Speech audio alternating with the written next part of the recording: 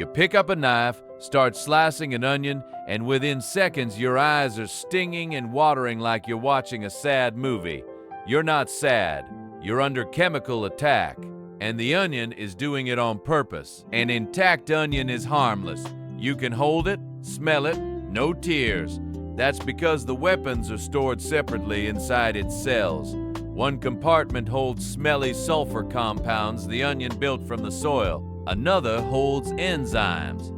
As long as the cell walls stay intact, they never meet. But the moment your knife slices through, you rupture thousands of cells and break that wall. The enzymes rush in and react with the sulfur compounds, kicking off a tiny chemical assembly line. The end product is a volatile gas with a tongue-twisted name, syn-propanethyl S-oxide, and that gas floats straight up toward your face. When it reaches your eyes, it dissolves in the thin layer of moisture on their surface and forms a mild sulfuric acid.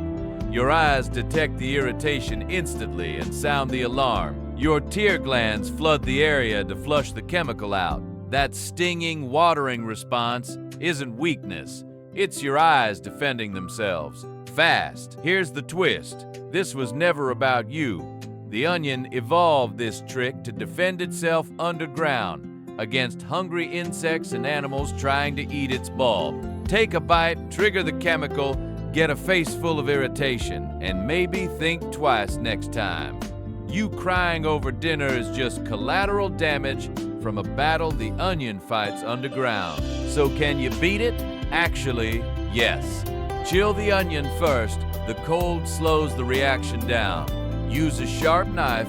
It ruptures fewer cells than a dull one crushing its way through. And cutting near running water or good airflow carries the gas away before it reaches your eyes.